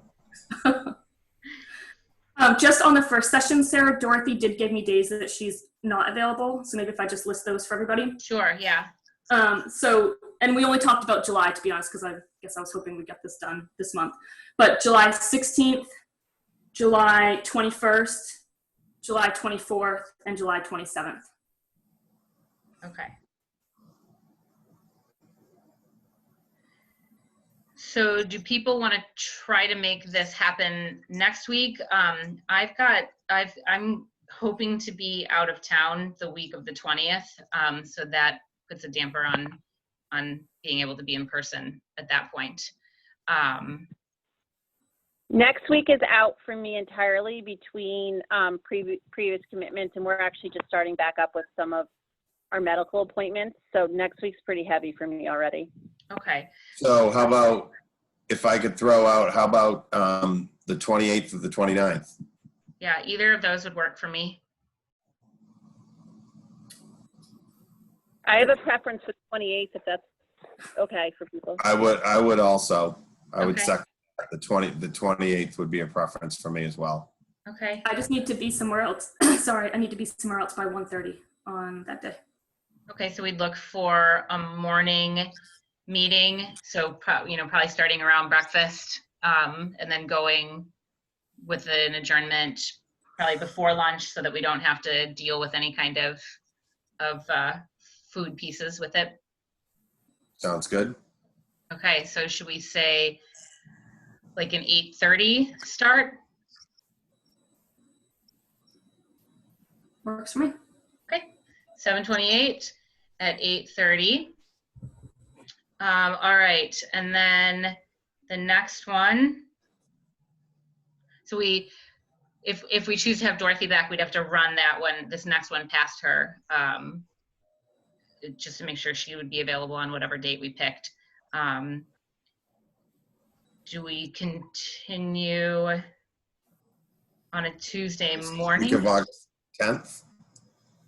So the week of the 10th, to give a week off.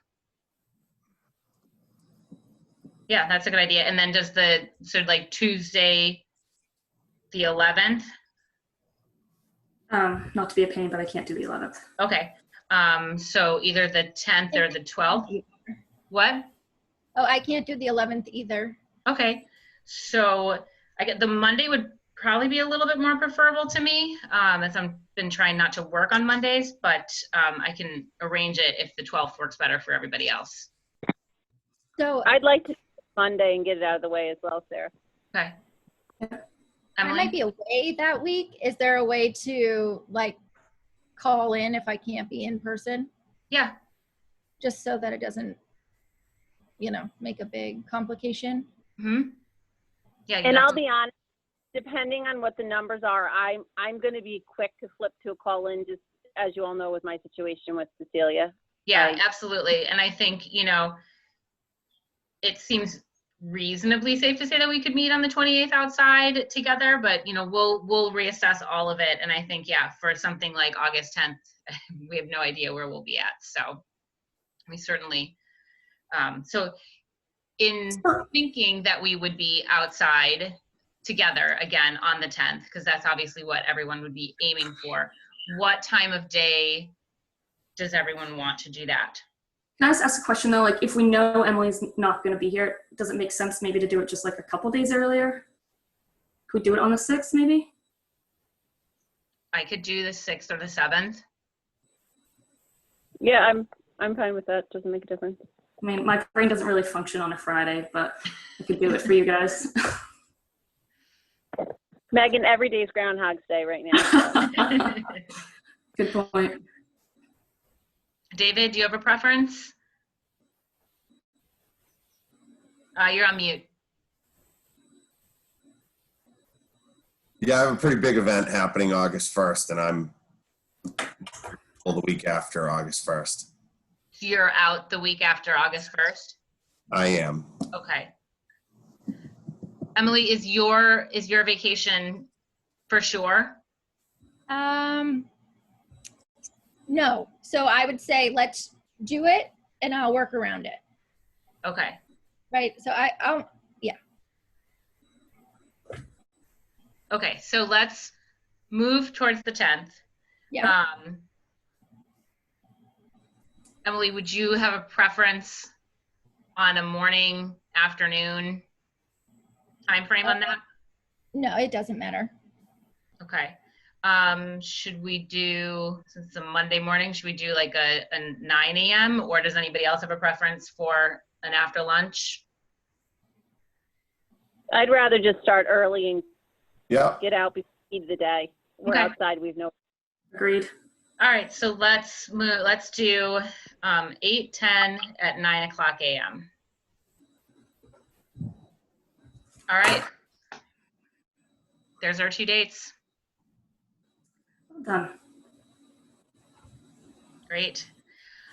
And then that leaves us room for anything else that might need to happen too. And, I think we've all obviously been quite flexible with the need to schedule meetings. And so if some other Zoom meeting needs to be inserted in there at any other point, we can do that, to adjust things. John, did you have something you needed to say? Madam Chair, just a question. Will the exclusion of food be a trend with this school committee? Because I'd like to raise an objection. No, the exclusion of food will not be. So we'll have to address that a little bit. I was just thinking that maybe it would make sense to not have 2 meals for that first one, a breakfast and a lunch. Yeah, I feel much better. Usually Richard will bring food in for us and he does a phenomenal job. So right. You don't want to miss out on Richard's, what is it? Is it the fried cauliflower that he does? Yes, it's the baked cauliflower. Yes. The baked cauliflower, that is one of his specialties. So we should make sure that Richard is included for sure. All right. So I think that wraps that piece up. So that moves us on to our last official piece of business, which is to declare district surplus items. There was a few pages put into your Dropbox about different items that Todd had brought to John's attention that need to be declared as surplus. Then the process can start as to whether or not it needs to be thrown away or donated. So let me find where I wrote my motion. Can I get a motion to declare the district items outlined in the list provided to the school committee as surplus?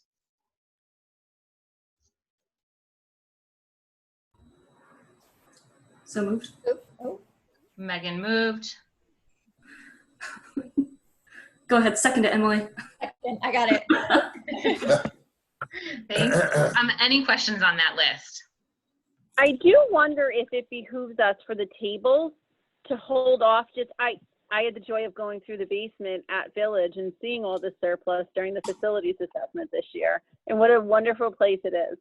But I wonder if it behooves us where we don't know what the regulations are going to be as far as social distancing, and if our current, I know a lot of our younger classrooms have small little tables that we have kids in a circle. Before we put ourselves in a position of giving away something we may need as far as tables, if we are forced to go smaller class sizes, does it behoove us to just remove the tables from that and then maybe vote to surplus those in September once we have a firmer idea of what we actually need as far as placing students?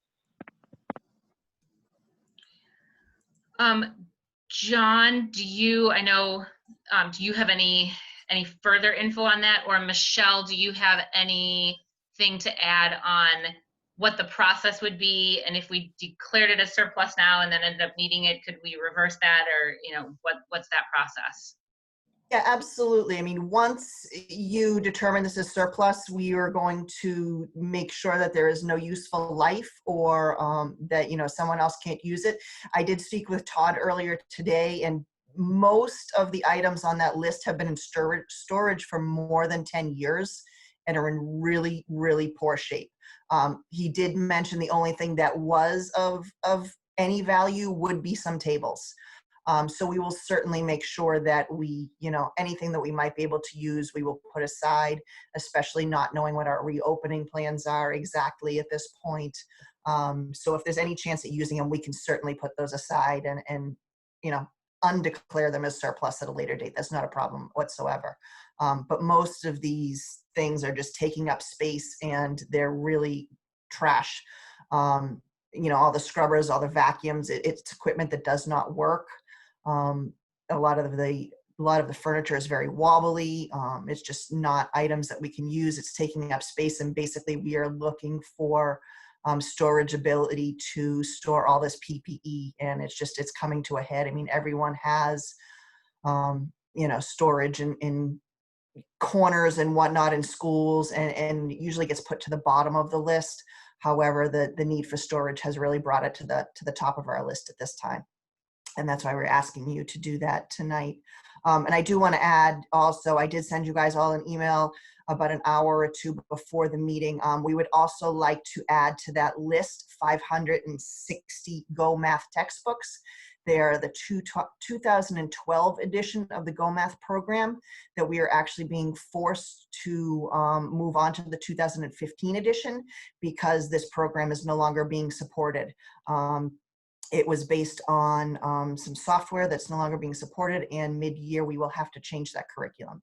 So we have made that move to change to the 2015 curriculum for now, and as a result, we do have 560 Go Math books that basically are just taking up space at this point, and we want to have those declared as surplus as well.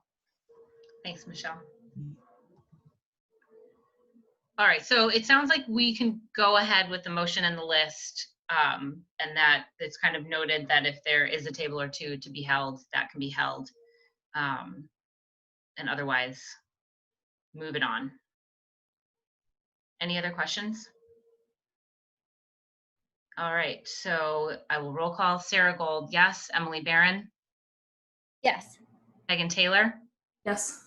David Harris? Yes. Sarah Fox? Yes. All right, that motion carries 5-0. That leads us to new business.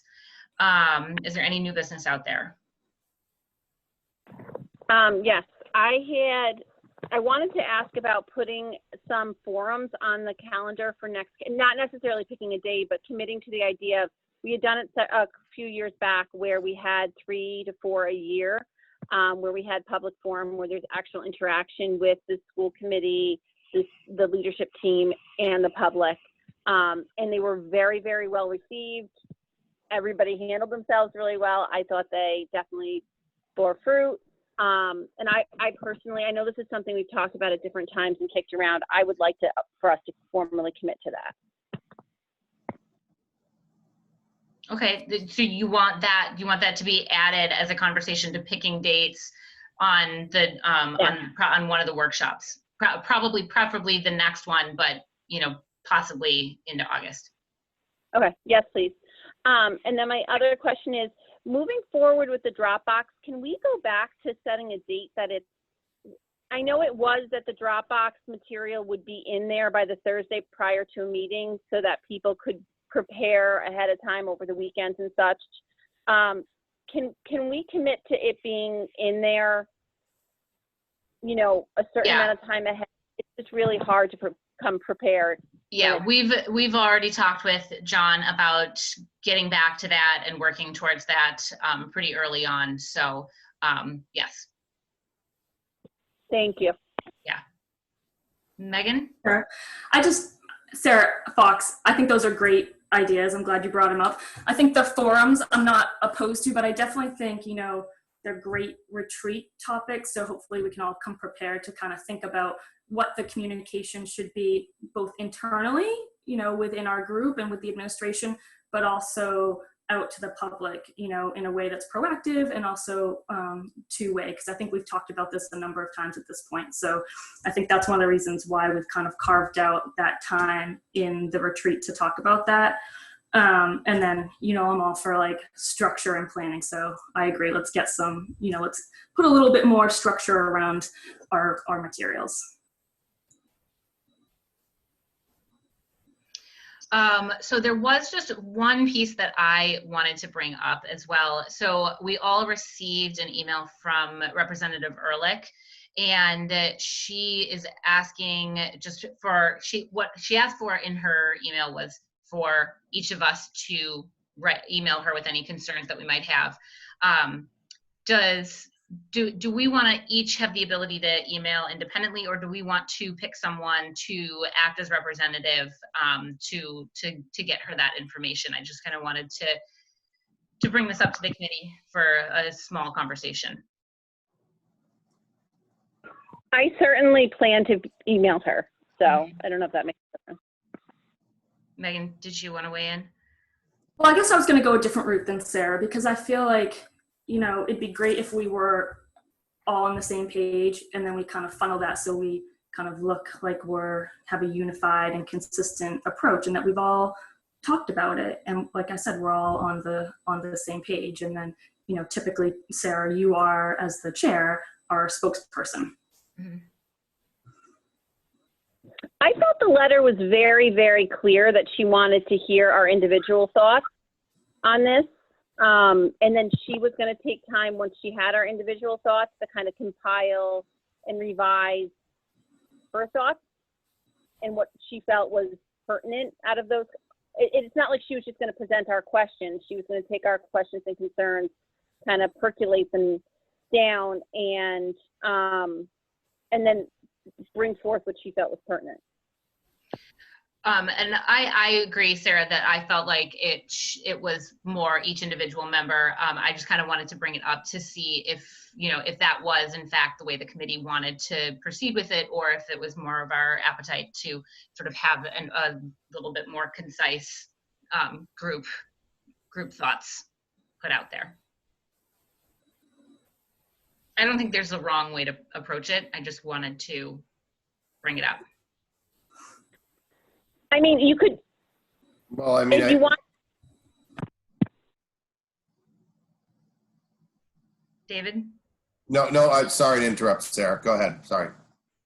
I was just going to say, I'm the type of person that actually reaches out to my representatives often on many subjects. So this would not be by any means the first time I've talked to Lori on a concern. So the idea that I wouldn't bring my own concerns to my rep is kind of mind-blowing to me. So I will be talking to her regardless, but I'm also okay if you make a statement as the chair. I mean, I have no problem with that. I obviously will talk to her as, you know, a constituent regardless. David, did you have something?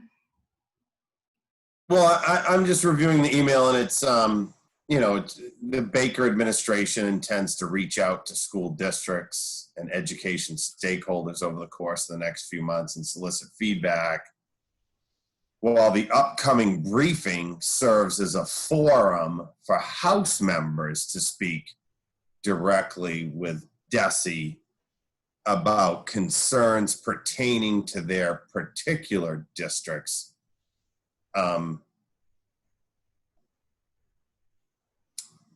mean, I suppose we could, you know, as the elected school committee members, but I would like to think that maybe our superintendent and assistant superintendent could maybe come up with, you know, what we just talked about tonight. You know, what are the top 5 concerns from our professionals?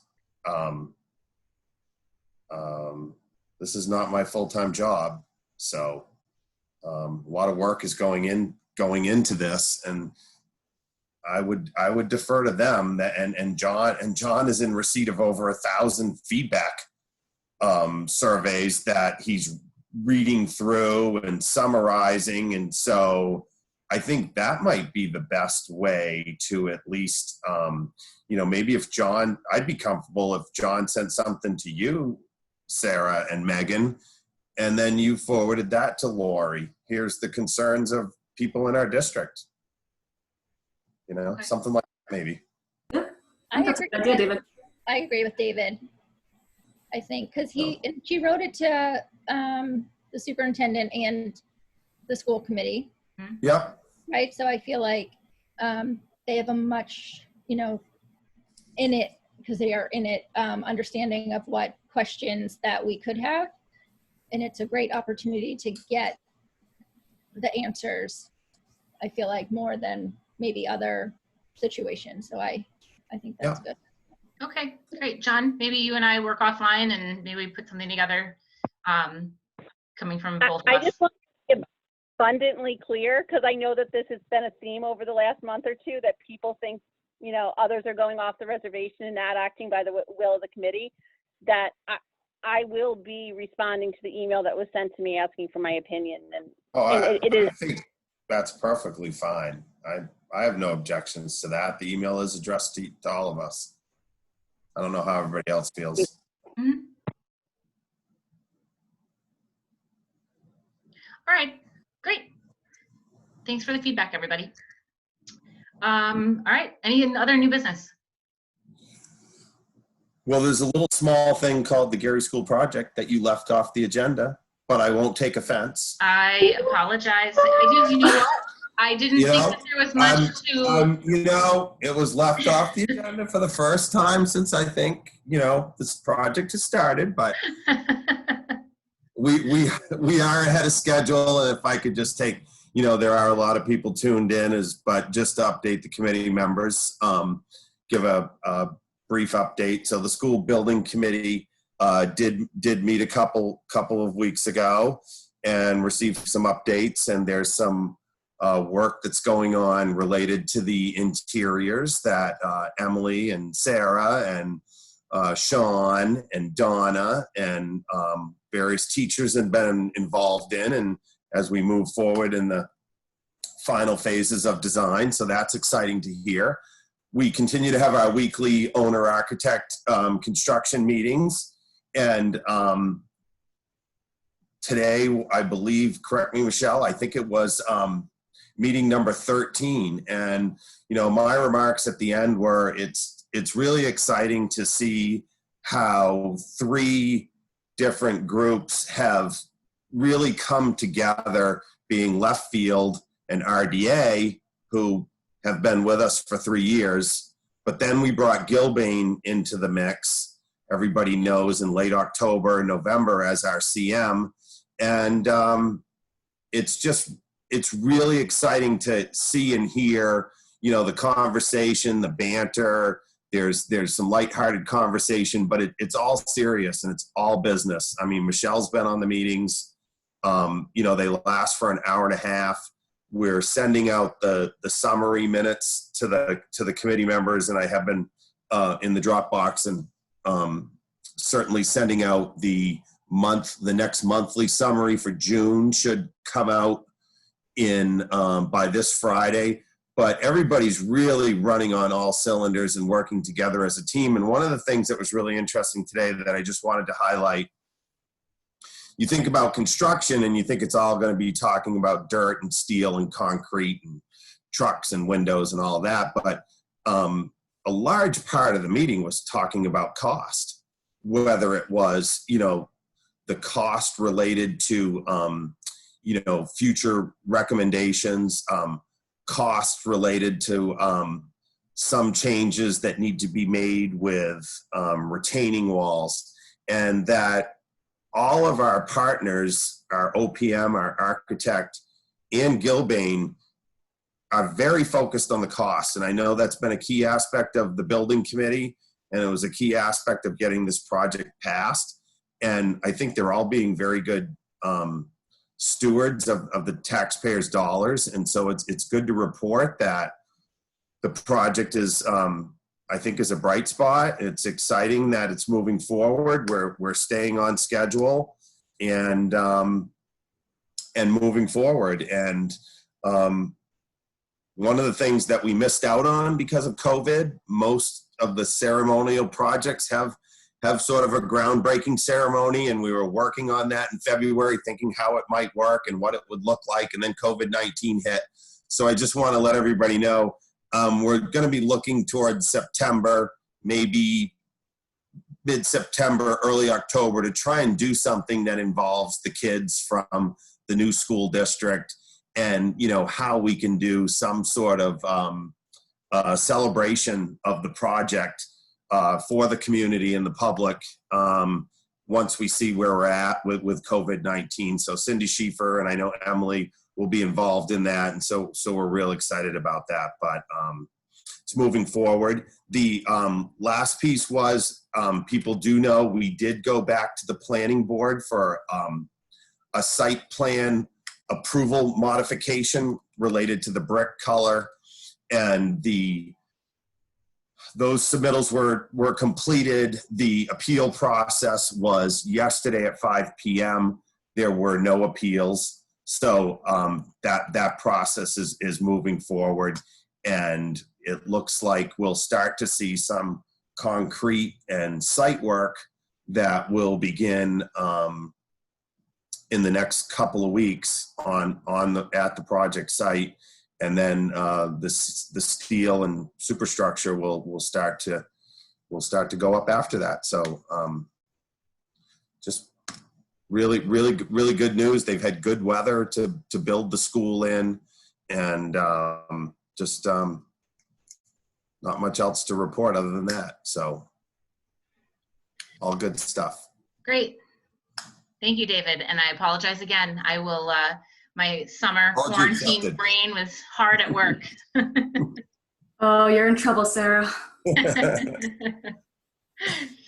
All right. So I think that brings us to adjournment. So I will officially adjourn at 8:55 p.m. And John, thank you. And you've made it through your first meeting, and you have delivered on your first promise that our meetings would be shorter than what we've currently sort of our MO is. So good job. Yes, John, congratulations. Thank you. Well done. Excellent job. Thanks, everyone. All right, good night. Good night. Okay, good night.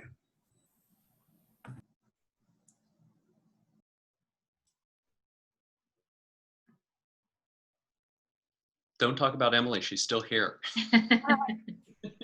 John, I just want to say, when you talk about Gloucester, it's Gloucester. Okay. I knew that was coming. I'm from the Midwest. I have a handicap. Well, and I was trying to decide whether, Emily, you would be the appropriate person as being from Gloucester, or whether, as the other fellow Midwesterner, I needed to school him on, like, hey, you gotta tighten that up. I did. I just came right out and did it. I lived in Kentucky, where it was Versailles, Kentucky. Wait, where did you grow up? Newcomerstown, Ohio. And then I spent 8 years in Kentucky. Wow. And there are 15 participants still listening to me. So there are. Sorry, I didn't mean to get personal. Have a good night. Bye-bye.